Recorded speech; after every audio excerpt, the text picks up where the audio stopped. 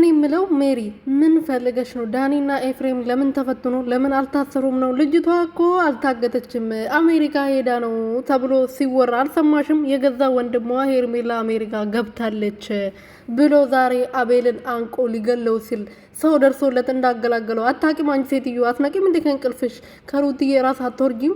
ሩትዬስ ብትሆኝ ከሷ ጋር ባቃት ባትገናኝ ከልጅሽ ጋር ብትሰሪ ልጅሽ ከሚሰደብ ልጅሽ ከሚዘቀዘቅ ለምንድነው ከዚህ ጋጋታ ወጥተሽ የራስሽን ህይወት ሰላማዊ ህይወት ማትኖሪው? ለምንድነው በየቀኑ ከነሱ ጋር እየመጣሽ የምትጨቃጨቂው? ለምንድነው ከይፋዬ ጋርና ከኢዩ ጋር ከቡሩክ ቢኒ ጋር ፈረንጁ ጋር ማሰሪው? አረ ተይ ገይን ተይ ግን አታደርቂን፣ ተይ አታስቸግሪን እንደዚህ ሩትዬ ተይ።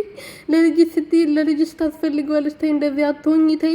እነሱ ሌላ ነገር ሊያስደርጉሽ ፈልጎ ነው፣ ሌላ ነገር ውስጥ እንድትገቢ ፈልጎ ነው፣ እንድትሸነፊ ፈልጎ ነው፣ ተባብረሽ ቤት እንድትቀመጪ ፈልጎ ነው ይሄን አለ እየገፉሽ ያሉት።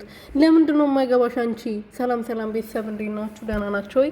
እና ያለው እግዚአብሔር ይመስገን። በያላችሁበት ሰላማችሁ ብትትረፍረፍ ይበልልኝ። ለዚህ ቤት አዲስ የሆናችሁ ሰብስክራይብ፣ ሼር፣ ላይክ እያደረጋችሁ ቤተሰብ ሆኖ በተተና እየጠየቅኩኝ እንግዲህ ዳንዬ ኤፋዬ ከእስር ቤት ወጥቷል። እንኳን ደስ አላችሁ፣ እንኳን ደስ አለን። ምክንያቱም ታስሮ እንዲቆዩ ብዙ ሰዎች ጥረት ሲያደርጉ ነበር። ሩትዬ እንድትታሰር ጥረት ሲያደርጉ ነበር። ግን አብርሃም ደግሞ ያው መከራከር አልቻለም። ሩቲ ትላንት በልጇ ስለማለች ዛሬ ቀኑ ሙሉ ልጇ ተዘቅዝቆ ሲሰደብ ነበረ የዋለው።